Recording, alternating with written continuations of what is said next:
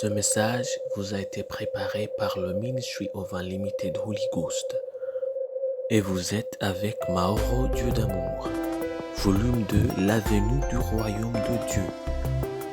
Que la paix et la grâce vous soient données de la part de notre Seigneur Jésus-Christ. Sermon de Saint Anne, l'évangile de Jésus-Christ. Prions.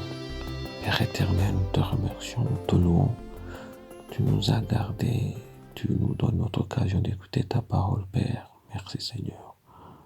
Au nom de Jésus-Christ, nous prions, Père, que en tant que nous écoutons ta parole, tu nous purifies, tu nous pardonnes de toute forme de péché. Nous voulons être enseignés par toi. Nous voulons être changés par ta parole. Nous voulons vivre notre vie selon ta parole. Au nom de Jésus-Christ, nous prions. Ouvre nos yeux, ouvre nos cœurs, ouvre nos oreilles, afin que nous puissions comprendre ta parole. Père, au nom de Jésus-Christ, nous prions que ton règne vienne, que ta volonté soit faite et que ton nom soit sanctifié. C'est au nom de Jésus-Christ que nous prions, que ton nom soit sanctifié au nom de Jésus-Christ. Amen. Aujourd'hui, on va lire en Luc chapitre 5, versets 57 à 62. La Bible nous dit, pendant qu'ils étaient en chemin, un homme lui dit, Seigneur, je te suivrai partout où tu iras.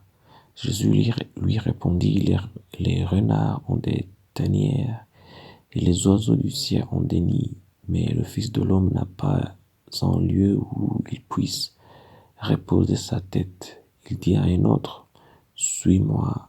Et il répondit, Seigneur, permets-moi d'aller d'abord ensevelir mon père. Mais Jésus lui dit, laisse les morts ensevelir leurs morts, et toi, va annoncer le royaume de Dieu. Un autre dit, Jésus, je te suivrai, Seigneur, mais permets-moi d'aller d'abord prendre congé de ceux de ma maison. Jésus lui répondit, quiconque met la main à la charrue et regarde en arrière n'est pas propre au royaume de Dieu. Ça, c'est en Luc chapitre 9, versets 57 à 62. Les deux mentalités. Tout sera bon. Ça, c'est la première mentalité. Il y a quelque chose qui m'étonne chez Jésus quand il a rencontré quelqu'un qui était prêt à le suivre. On pourrait penser que parce qu'il est venu pour sauver le monde, il était prêt à tout pour accueillir n'importe qui. Laissez-moi vous dire quelque chose. Cette personne est venue pour suivre Jésus, mais maintenant Jésus l'a reçu. Mais dans le même processus, Jésus lui a dit les exigences de le suivre. Jésus lui a dit que le suivre était gratuit, mais qu'il devrait subir une certaine perte pour suivre Jésus. Je veux dire que même Jésus a subi une perte parce qu'il a choisi d'honorer son Père. Il n'avait pas de lieu pour dormir. De nombreuses nuits, il était en prière. Il s'abstiendrait de dormir pour pouvoir communier avec son Père. Beaucoup de gens ont vu la gloire que son Père lui avait donnée, mais ils ne comprenaient pas le sacrifice et la perte qu'il avait subi pour son Père. Cela n'était pas seulement spécial pour Jésus. Les apôtres ont aussi subi une perte pour le Christ. Prenez Paul, par exemple. C'est son propre témoignage ci-dessous. En 2 Corinthiens, chapitre 11, verset 23 à 29, la Bible nous dit « Sont-ils ministres de Christ? Je parle en homme qui extravague. Je le suis plus encore. Par les travaux, bien plus. Par les coups, bien plus. Par les emprisonnements, bien plus. Souvent en danger de mort. 5 fois j'ai reçu des Juifs 40 coups, moins 1. 3 fois j'ai été battu de verge. 1 fois j'ai été lapidé. 3 fois j'ai fait naufrage. J'ai passé un jour et une nuit dans l'abîme.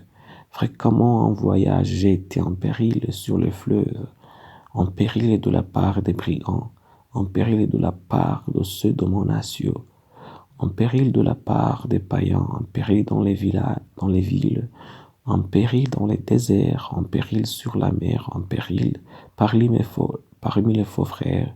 J'ai été dans le travail et dans la peine, exposé à de nombreuses veilles, à la faim et à la soif, et à des jeûnes multipliés, au froid et à la nudité, et sans parler d'autre chose, je suis assiégé chaque jour par les soucis que me donnent toutes les églises. Qui est faible que je ne sois faible? Qui vient à tomber que je ne brûle? Ça, c'est encore 2 Corinthiens, chapitre 11, verset 23 à 29, 8 secondes. Jésus n'a jamais prêché un évangile facile. Il ne nous a jamais promis une vie facile. Il n'a jamais dit que nous ne souffrirons pas. Au contraire, il a dit qu'il nous aiderait à surmonter tous ces problèmes. Si lui-même, en tant que notre roi, était haï, battu, fouetté et même crucifié, que pensez-vous que le monde vous fera? En Jean chapitre 13, verset 16, la Bible nous dit, en vérité, je vous le dis, le serviteur n'est pas plus grand que son Seigneur, ni l'apôtre plus grand que celui qui l'a envoyé. Ça, c'est en Jean chapitre 13, verset 16. Alors, préparez-vous, endurcissez-vous. Quand les choses deviennent difficiles, restez sur la bonne voie. Ne retirez jamais votre regard du prix, qui est la vie éternelle qui nous a été promise. Continuez d'avancer. Il n'y a rien mal en toi. Tu es juste un chrétien et les souffrances sont tendues. Prions. Père éternel, nous te remercions. Nous te louons parce que tu viens de nous enseigner ta parole. Ta parole est vraie. Nous venons de comprendre que la vie chrétienne n'est pas facile. Nous prions, Père, donne-nous la force de surmonter tous ces problèmes. Donne-nous la force de résister à toutes les difficultés qui peuvent surgir sur notre chemin, afin que nous puissions continuer à avancer vers la marque de notre haute vocation. Au nom de Jésus-Christ, donne-nous la patience, donne-nous l'endurance. Père, nous voulons être des vrais chrétiens. Nous voulons être les chrétiens qui suivent Jésus partout. Donne-nous cette force, donne-nous cette mentalité, donne-nous cet cœur-là, Père, pour que nous puissions vivre nos vies selon ta parole, selon l'évangile. C'est au nom de Jésus-Christ que nous prions, que ton nom soit sanctifié, que ton règne vienne, et que ta volonté soit faite dans nos vies. Au nom de Jésus-Christ. Amen. Le fact-check d'aujourd'hui, où on dirait quelque chose qu'on devrait faire attention, c'est en 2 Timothée, chapitre 3, verset 12. La Bible nous dit, « Or, tous ceux qui veulent vivre pieusement en Jésus-Christ seront persécutés. Or, tous ceux qui veulent vivre pieusement en Jésus-Christ seront persécutés. » Ça, c'est en 2 Timothée, chapitre 3, verset 12. Que Dieu vous bénisse d'être avec nous, que Dieu vous bénisse d'écouter sa parole. Je prie pour vous que l'amour de Dieu soit avec vous. Je prie pour vous que Dieu vous donne l'endurance. Je prie pour vous que Dieu vous donne la patience. Je prie pour vous que Dieu vous donne la force et un caractère qui reste ou qui habite dans la parole de Dieu, quoi que ça soit. C'est au nom de Jésus-Christ que je prie. Que Dieu vous donne la force pour que toujours dans votre vie, vous obéissez à la parole de Dieu, vous obéissez à la voix de Dieu. C'est au nom de Jésus-Christ que je prie pour vous. Que Dieu vous bénisse. Amen. Soyez un partenaire de Dieu. Suivez et recommandez notre page Facebook et notre chaîne YouTube. Partagez la dévotion avec vos proches.